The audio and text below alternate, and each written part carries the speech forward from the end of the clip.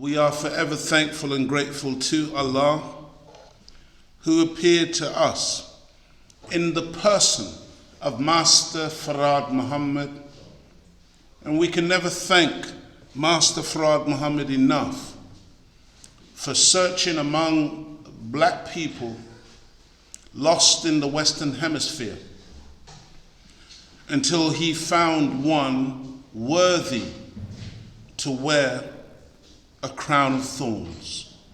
I found myself over the last few weeks, when Allah has blessed me to be able to speak to us, saying those words about the Most Honorable Elijah Muhammad wearing a crown of thorns. But as I said it just now, it took on even more significance for me, in that I heard the Honorable Minister Louis Farrakhan express something once, and that was at the time when he had been in the Nation of Islam for 55 years.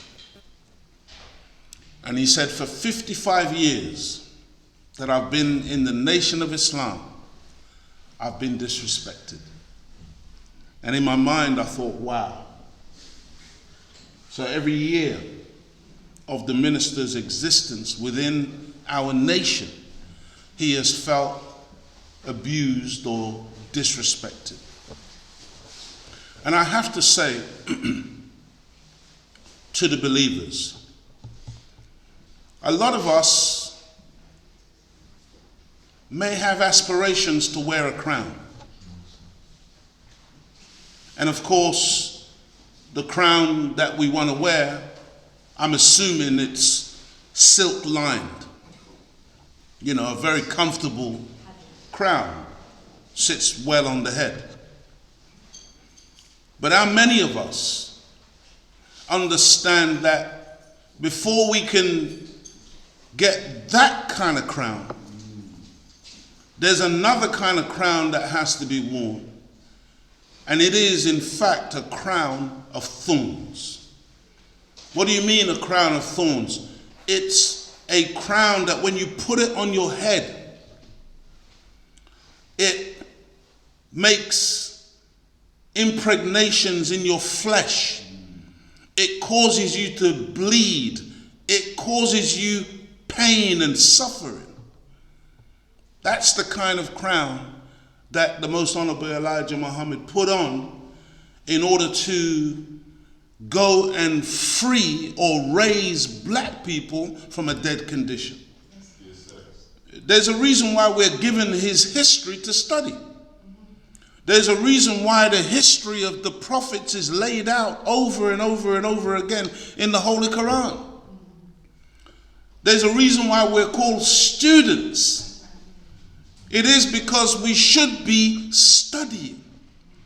And the Most Honorable Elijah Muhammad said that history is best qualified to reward all of our research. It's through knowing what happened in the past that should hold us in good stead in the present. But if we're devoid of that knowledge of the past and what our predecessors went through, then we might make the mistake of starting to think that what we're going through is something different and exceptional and unique. When in reality, all of those, beloved family, including Master Farad Muhammad, starting with the scientist, laughing at him and telling him that his mission was impossible. You can't raise those people. They've been buried too deep.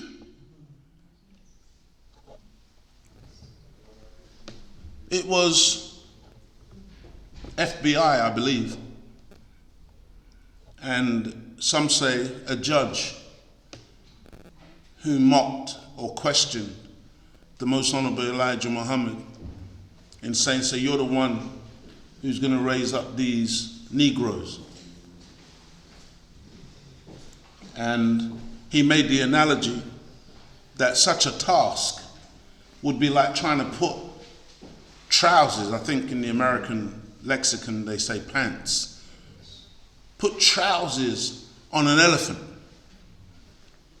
And the Honorable Elijah Muhammad, using the retort that you and I have to learn. See, because what the judge was saying to the Most Honorable Elijah Muhammad, like the scientist said to Master Farad Muhammad, it's impossible. But the Honorable Elijah Muhammad didn't entertain the idea for a second. His retort, his response was, well, I've already got one leg of the trousers on already. He didn't allow the judge to say, your glass is half empty. He changed it to, my glass is half full and will soon be overflowing. You know, brothers and sisters, a while ago,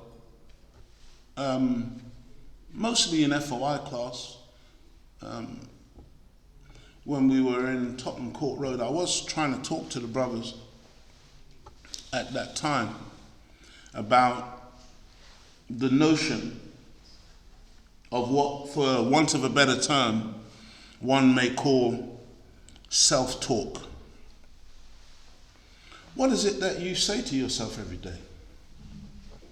What is it that I say to myself every day? Because depending on the self-talk, beloved, will determine your condition.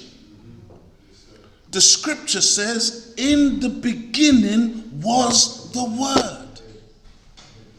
And it seems to me that so often we underestimate the power of words. And we think that words are just words. There's no such thing, beloved. I've used this example before. Let me use it again. Anyone here ever been in love? Yes, sir. Still.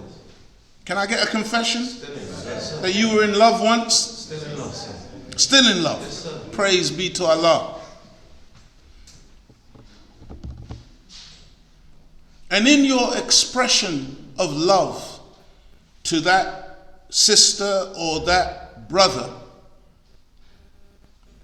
and in their expression of love to you, I'm not talking about now infatuation or anybody pretending or anybody faking. I'm talking about real, genuine love.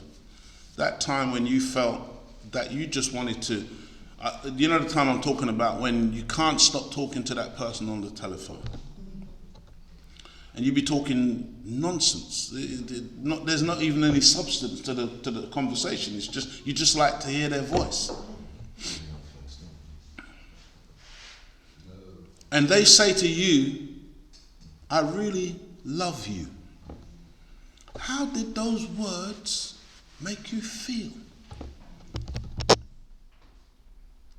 Words are powerful. I want you to think back and I want you to reflect over the first time you had your heart broken. And some horrible words were said to you by the heartbreaker. How did those words make you feel? Because you see, what I'm trying to get to here, beloved, is the power of the word. And the fact that we can't play with words, and we have to be very careful what words we even allow people to feed us. And we've got to have counter words.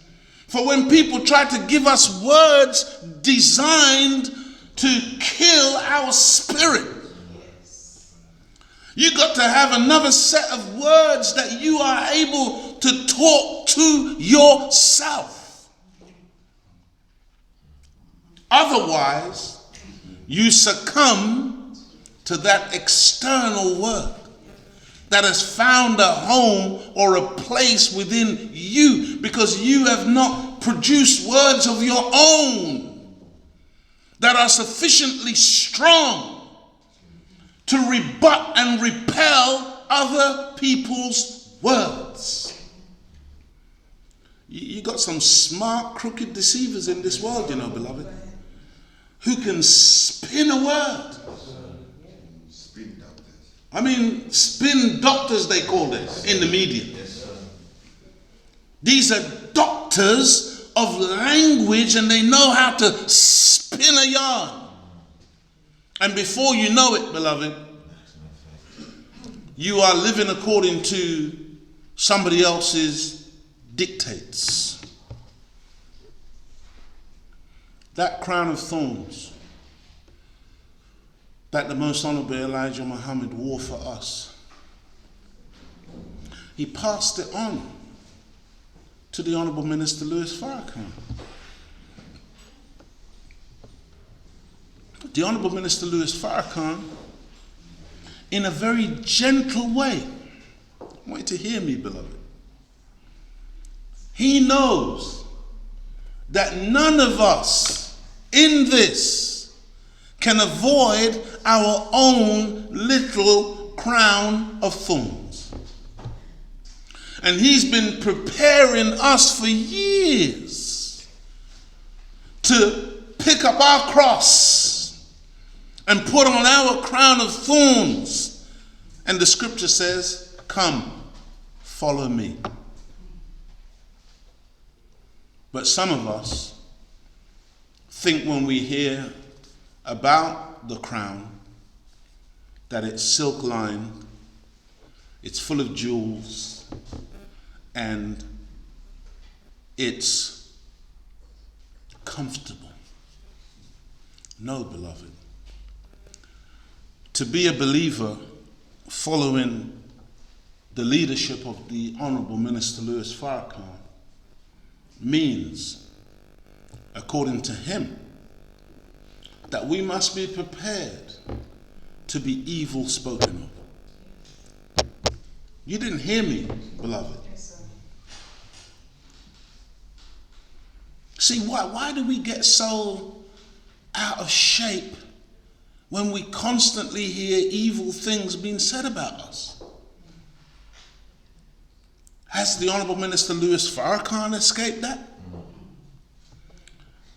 I don't know if we really understand and study the Nation of Islam and its history, and even study the Nation of Islam in its contemporary reality. But there isn't a day that goes by that the minister is not battling against external and internal forces. They're all round the minister. Let me explain to you what I mean by that. The scripture said that there were 12 disciples, right? And one of them was who? Judas. And Jesus knew that Judas was at his table. But he built the kingdom regardless, knowing that everyone there is not with him. How do you do that? You have to be able to hear Judas's narrative, but not take his narrative on board to the point of deviation. You have to have, I love the way Brother Alvin finished off today. He finished off on faith. And that's where I'm really going to begin, inshallah, if it be the will of Allah. You have to have enough faith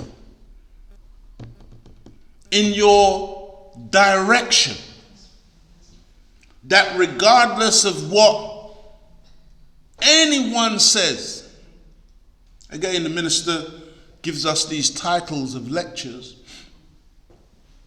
but I think maybe sometimes it's lost on us The minister says, regardless to whom or what.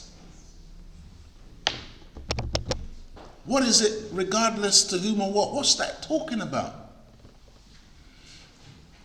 Do you understand, beloved, that there was a time that I see there's a young brother here today, and I don't know whether he can feel the pains that he's going through, but do you know that young people go through something called growing pains? Sometimes you can meet young people, young teenagers, who act like old people because their back is hurting, my leg, this, and they can't explain why. That's because ligaments, bones, sinews, everything is stretching. And it's actually quite painful. Some people feel it less, just like women who have their monthly cycle. Some women really, really suffer, while others seem to, it's like a breeze, because everybody's different. But the point is that everybody feels something. Everybody suffers something. There is no growth without pain. There is no ascension to the place that we want to get to without understanding that you will be evil spoken of. You will be maligned. You will be rejected. You will be cast out. The minister said that you may even get beaten. You may even have to forfeit your freedom, in other words, get sent to prison, or even to the extent of losing your life. Did you know that not all of the believers in God ultimately make it to that heavenly realm, that elevated place, that for some people it's just suffering? But they're laying a foundation and paying a price for others who are coming behind. It's not everyone that you go to the movies, these historical figures, and you watch, and it's not everybody that's totally inspirational. You look at some of their lives and you say, my God, what that person went through. Well, if you are in the, or on the journey toward a great goal, and every one of us who are members of the Nation of Islam, we should be on a journey toward a great goal. But you can't achieve a great goal, football analogy, without great sacrifice, without great effort, beloved. Nobody has an easy ride in this process. And all we got to do is look at our leadership and look at what they went through. Because people will tell you about the history, but in such a way that you won't necessarily understand it unless you've studied it for yourself. But the history is very, very clear. Did you know that Master Fard Muhammad is outside of the circle of the scientists? That he has broken that circle? You know, anyone can stand up and say, I'm this and I'm that and I'm the other.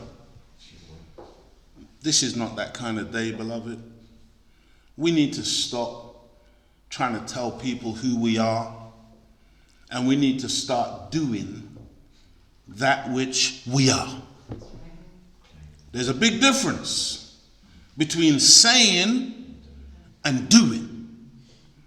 How many of us are seriously talking to God every day? See, because when we we are not talking to God, beloved, and then we wonder why there is no force and power behind us. The difference between the Honourable Minister Louis Farrakhan and us is he's a praying man. I want you to understand, beloved. For men, and I don't want you to misunderstand me, because whether you're doing a full salat or not, Allah is not so much interested in the position that you adopt. Because you've got a lot of devils who are doing full salat every day for nefarious reasons, to be seen of men. But there is such a thing as a sincere prayer, where you understand that there is something about you, something in the universe that's bigger than yourself, and you don't make yourself the power or the arbiter or the author of the power. You always appeal to the author of power to guide you, to help you, to make you successful in that which you endeavor to do. And then you get up and go and do that which you said Amen to. Because Amen or Amen means so be it. It's done. But we have to become that kind of people, beloved, who have faith above knowledge. There's a lot of things that you may not know. I may not know. But how much faith do we have in that which we have chosen to say is our lifestyle? Because you can't play with this. You can't do this part-time. It's all or nothing. And unfortunately for many of us, beloved, it's a pastime, beloved. It's part-time. It's when we remember.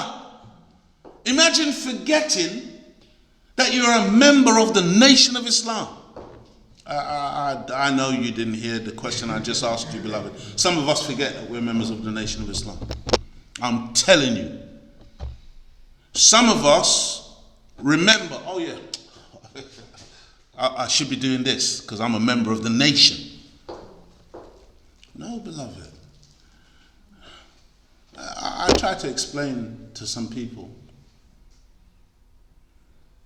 You know that people have suggested to me that you could go and just like teach in your own right, be your own man kind of thing.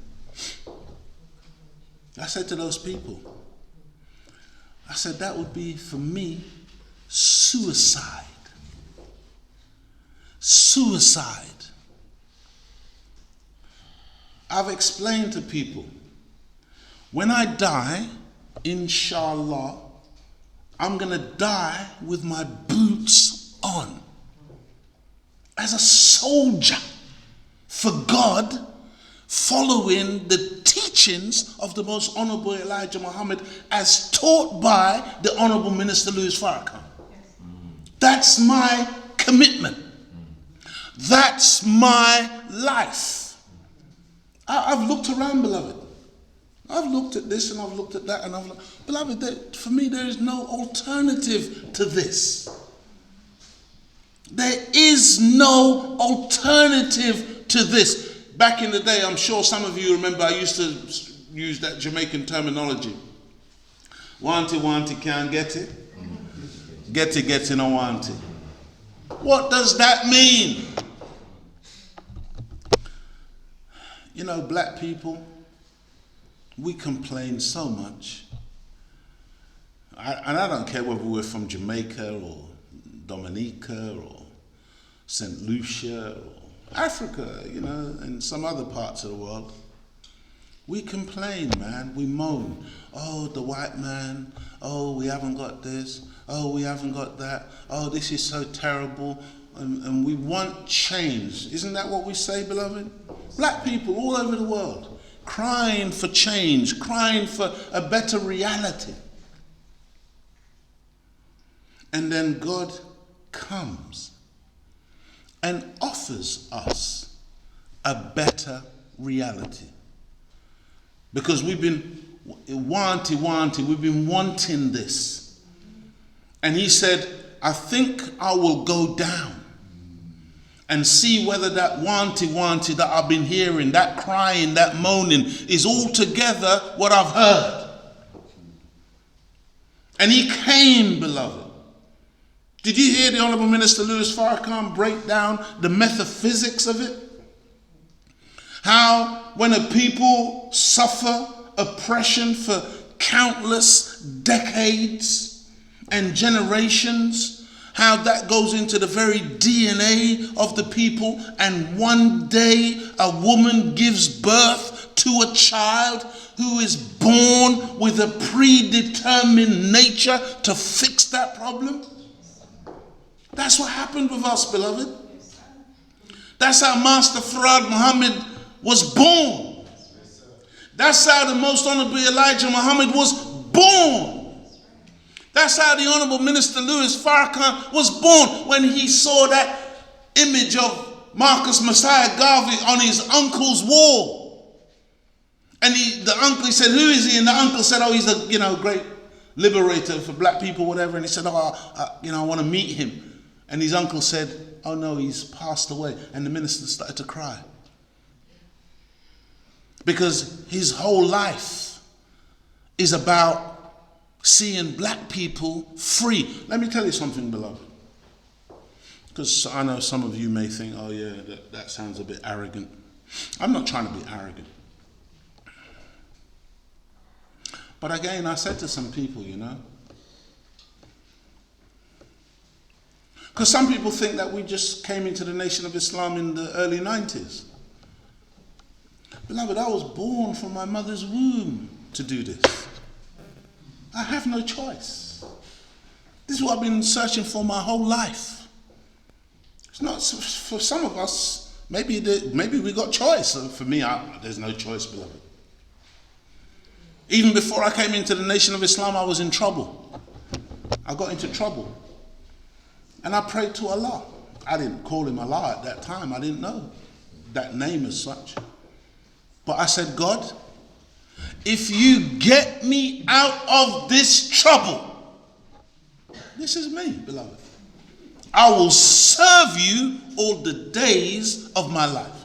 And guess what he did? He got me out of trouble. So I know me. I can't speak for anybody else. I have an obligation to God. And I ain't talking about no spook. I'm talking about the one who has been with me all my life. A lot of people I grew up with, they're no longer here. I'm here. And I know that I'm here because I've been guided. I've been helped. I've been supported. And so, my beloved family, I heard the Honorable Minister Louis Farrakhan admonish all of us in the Nation of Islam, and he asked a question. He said that we must search. I'm paraphrasing. He didn't use necessarily the words I'm using, but he said search and discover what you were born to do. This is really important. You can't do what Leo was born to do. You have to do what you were born to do. But I'm saying it in the context of the Nation of Islam. I'm saying it in the context of the black liberation struggle. I'm saying it in the context of building a family and a nation. Because what else is there? Some black people saying, yeah, you lot talking about black all the time, this black stuff. Well, but I'm a black man. What else am I supposed to talk about? Do you understand that nobody on this planet, apart from a very few people, represent black? Do you understand what has been done to black? Do you understand that black people who are the foundational stones of the entire planet. Did you see what I posted in the group? Yes, sir. My God, beloved. Did you know that the Caucasian, when he was made 6,600 years ago, he was not supposed to copy anything from us? Do you understand that he was supposed to have his own blueprint to bring in an unlike world that was totally devoid of anything to do with us? That's right, that's right. But do you understand that the complete opposite has happened? And that everything he has come from us? That he is a proper leech and a bloodsucker, because look, understand this, when he was left to his own devices, he fell down on his all fours and was out of it. It was the mercy of Allah and Allah's keeping his promise that sent Musa or Moses to him to raise him back up and give him another 4,000 years to rule. And in those 4,000 years, almost everything that he has achieved has been at the inspiration of black people. He has nothing of his own. He is the author of nothing. If you dig into the origin of everything, you will find us there. Teach. And that's why we keep saying, to us in particular, we have to view the Caucasian differently. We have to understand that that is our child. It's our child. How many of us, upset by our children, want to kill them? You don't, beloved. It don't matter what they do some mad stuff, and you get angry as a mother, as a father, and you look at your children and you say, listen, get it together. But in your heart, you're not thinking, well, let's kill him, you know. You're not thinking like that. You're hoping that they will reform and that they will do the right thing. By the way, the children don't think like you, the parents. The children think killing. The children, no, some of the children will have to, they want their dad dead and their mum dead. But it's a sign of immaturity. God, kill him, kill him, kill him. You know, in their bedroom, they're crying because you've upset them. It's just a sign of immaturity. But as a parent, you never desire to see the death of your own children. And as parents of Caucasians, we don't want to see the Caucasian outright slaughtered. That's just not our character. But what we have to do, having reached that point where their time is up, is we have to sit them down and take charge. How do you do that? You don't do that by going to the Caucasian and saying, Caucasian, sit down. You do that by qualifying your and myself for power, for leadership. The focus has got to be on self. Self-improvement is the basis for that community that's going to take over. But if we're not self-improving, if in reality we are degenerating, I want us to think, beloved,